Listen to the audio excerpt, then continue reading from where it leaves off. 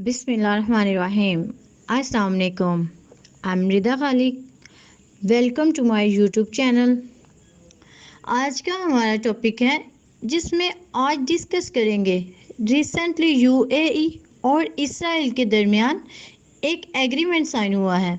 ये क्या एग्रीमेंट है, किन शराइत पर इनको साइन किया गया है, इसका पाकिस्तान के ऊपर क्या इम्पैक्ट पड़ने वाला है।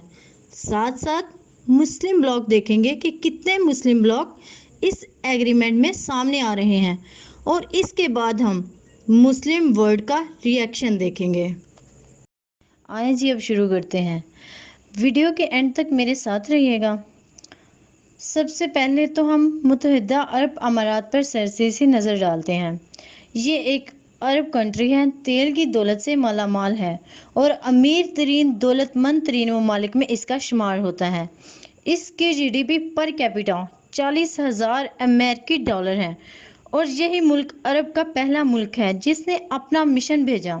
और इसराइल के हवाले से सारा टॉपिक है जिस पर हम बात करेंगे। तो इसके बारे में आपको बताऊं तो पहले प्रेसिडेंट थे यूएई के शेख जैद बिन सुल्तान अल नयान। उन्होंने इसराइल को अपना दुश्मन करार दिया था, जबकि जो मौजूदा हुक्मरान हैं यूएई के, ये उनको अपना दोस्त करार दे रहे हैं। यही वजह है कि अब उनके साथ अपना एग्रीमेंट साइन कर दिया गया है। चलें अब हम चलते हैं यूएई डील इसराइल एग्रीमेंट की तरफ। थोड़ा सा हम अब इस एग्रीमेंट की तरफ आते हैं। 13 अगस्त 2020 को अमेरिकी सदर डोनाल्ड ट्रंप ने ट्वीट किया। ट्वीट में उन्होंने बताया कि हिस्टोरिक और बहुत ही बोल्ड फैसला सामने आया है उनके दोस्तों की जानिब से। दो दोस्त जिसको वो रेफर कर रहे थे उनमें इसराइल और मुत्तहिदा अरब अमारात हैं। इनके बारे में उन्होंने बताया कि इन दोनों ममालिक के दरमियान एक एग्रीमेंट साइन हुआ है जिसके तहत इसराइल और अरब अमारात के दरमियान ताल्लुकात कायम हो जाएंगे। और इसराइल जो है वो इस एग्रीमेंट के नतीजे में मगरबी किनारे में जो गैर कानूनी आबादकारियां करने जा रहा था उसके ऊपर उन्होंने फिलहाल अमल दरामद रोक दिया है, ख़त्म नहीं किया। ये बात जहन में रखिएगा। इसराइली वज़ीर आज़म ने खुद कहा है कि इस मामले के ऊपर पेशरफत को आर्जी तौर पर ऑन होल्ड रखा गया है, मुलतवी नहीं किया गया। और यही वो बुनियाद है जिसकी बुनियाद पर मुत्तहिदा अरब अमारात जो इसने इसराइल को ना सिर्फ तस्लीम किया है बल्कि उसके साथ ताल्लुकात कायम करने के लिए लंबी इनिंग्स खेलने का इरादा जाहिर किया है। तो आपकी मालूमात के लिए आपको बताते चलें कि इसराइल जो है ये मुस्लिम दुनिया में इंतहाई अनपॉपुलर है क्योंकि उसने फ़लस्तीन के एरियाज़ के ऊपर ज़बरदस्ती कब्ज़ा किया हुआ है। तो इसी वजह से मेजॉरिटी के मुस्लिम ममालिक इसराइल को तस्लीम नहीं करते, जिसमें सरफ़हरस्त पाकिस्तान है। पाकिस्तान का जो पासपोर्ट है आप उस पर देख सकते हैं कि सिवाय इसराइल के आप दुनिया के हर मुल्क में जा सकते हैं। आपका पासपोर्ट वाज़ह कर रहा है कि इसराइल के अलावा आप दुनिया के ममालिक के लिए कारआमद हैं। अभी तक इसराइल को तस्लीम करने वाले कुछ मुस्लिम ममालिक भी अभी हमारे सामने आए हैं, जिनमें 1979 में इजिप्ट ने इसराइल को तस्लीम किया, फिर 1994 में जॉर्डन उर्दन ने इसराइल को तस्लीम किया और अब यूएई अरब का तीसरा मुल्क और गल्फ कंट्रीज़ का पहला मुल्क है। गल्फ कंट्रीज़ में आपको पता है कि Saudi Arabia, UAE, Kuwait, Qatar, Bahrain वगैरह शामिल हैं। तो इनमें से ये पहला मुल्क है जिसने इसराइल को तस्लीम किया, जबकि अरब ममालिक में ये तीसरा मुल्क है। और इसके इस मूव के बाद ये आशनाई की जाती है, ये उम्मीद की जा रही है कि कतर, ओमान और बहरीन ये तीनों ममालिक इसराइल को तस्लीम कर लेंगे और आने वाले दिनों में एक बड़ा ब्रेक थ्रू सामने आ। अब ये क्वेश्चन सामने आता है कि इसराइल मुस्लिम ममालिक में अनपॉपुलर है जबकि यूएई मुस्लिम मुल्क है, अमीर तरीन मुल्क है, उसको किसी चीज़ की कमी भी नहीं है, ऑयल की दौलत से मालामाल है, मजबूत इकॉनमी है, दुनिया भर की इकॉनमी का मरकज़ समझा जाता है। लेकिन इसके बावजूद वो इसराइल से क्या फ़ायदा हासिल करना चाहता है, उसने इसराइल के साथ क्यों ताल्लुकात कायम किए हैं। तो दो मेन मकासद आप अपने जहन में रख लीजिए। स्ट्रेटेजिक एडवांटेज, दूसरा इकोनॉमिक पार्टनरशिप।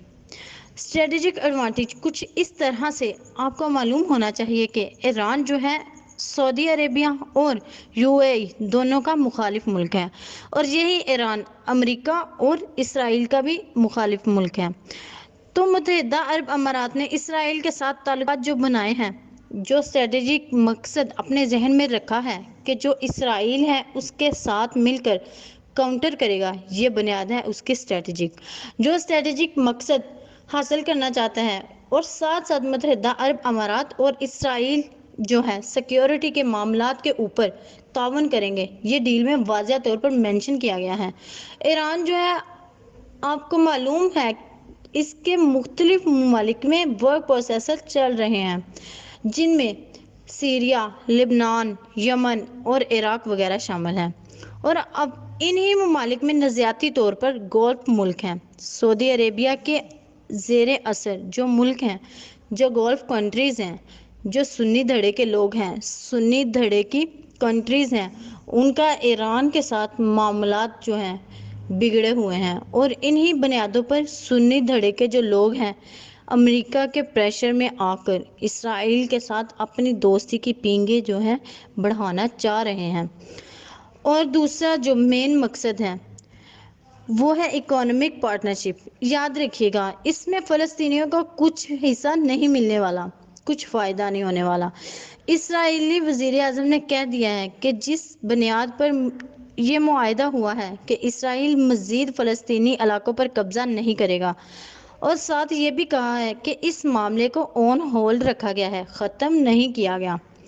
اس معاہدے کے بعد دونوں ممالک سیاحت کے اوپر تعاون کریں گے، سرمایہ کاری کریں گے، مواصلات یعنی کہ ٹیلی فون کے رابطے بحال کریں گے، فضائی روابط بحال کریں گے، فضائی کمپنیاں ایک دوسرے کے ممالک میں دفاتر کھولیں گے، جہاز ایک دوسرے کی سیکیورٹی کے معاملات کے اوپر تعاون کریں گے، ٹیکنالوجی اور سائنس کے اوپر ایک دوسرے سے تعاون بڑھائیں گے، صحت کے معاملات کے اوپر تعاون بڑھائیں گے، توانائی کے معاملات کے اوپر تعاون کریں گے، سفارت خانے کھولے جائیں گے، ایک دوسرے ممالک میں اکانومک مفادات جو ہیں اس کو اہمیت دی جائے گی۔ متحدہ عرب امارات کی جانب سے جن مشکلات کا سامنا کر رہا ہے فلسطین، ان کو بالکل بھی مد نظر نہیں رکھا گیا۔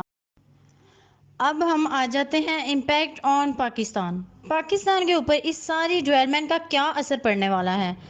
پہلی بات تو یہ ہے کہ پاکستان کو سیکیورٹی معاملات کے حوالے سے جو کہ متحدہ عرب امارات کے ساتھ ہمارے اگر سائن ہیں تو ان کو چکنا ہونے کی ضرورت آ چکی ہے، کیونکہ اسرائیلی پاکستان کا نمبر 1 دشمن ملک ہے، اور متحدہ عرب امارات کے اسرائیل کے ساتھ تعلقات قائم ہوتے ہیں تو اس سے پاکستان کے جو دفاعی سیکیورٹی ہے اس کو شدید خطرات لاحق ضرور ہوں گے۔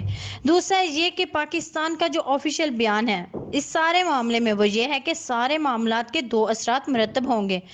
پاکستان نے اس سارے معاملے کی نہ تو کھل کر مخالفت کی ہے اور نہ ہی حمایت کی ہے۔ اس کی وجہ کیا ہو سکتی ہے؟ باقی ممالک نے اس کی مخالفت میں بھی بیان دیے ہیں اور حمایت میں بھی بیان دیے ہیں۔ میں نے آپ کو بتا دیا تھا کہ جن ممالک نے حمایت میں بھی بیان دیا ہے وہ بحرین، قطر اور اردن ہے۔ باقی مخالفت میں ترکی نے بیان دیا، ایران اور ملیشیا وغیرہ۔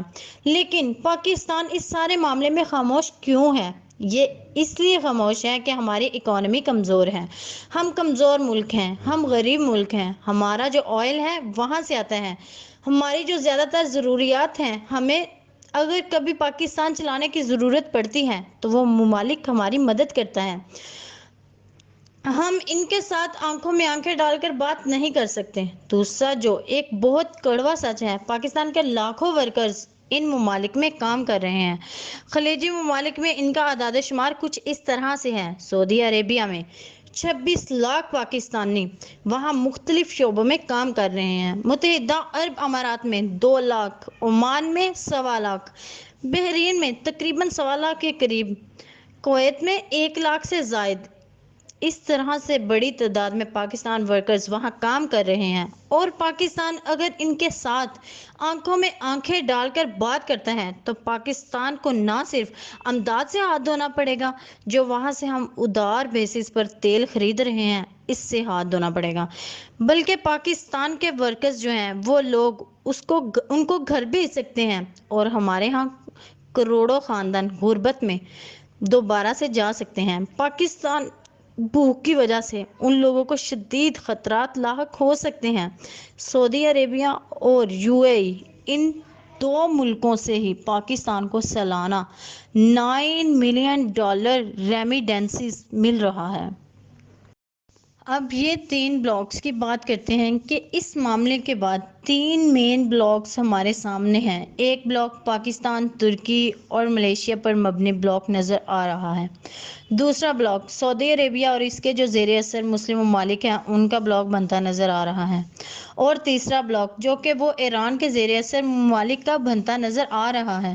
مسلم دنیا جو اس فیصلے کے متعلق ڈیوائیڈ ہو رہی ہے، اور 3 بڑے بلاک بھی سامنے آ چکے ہیں۔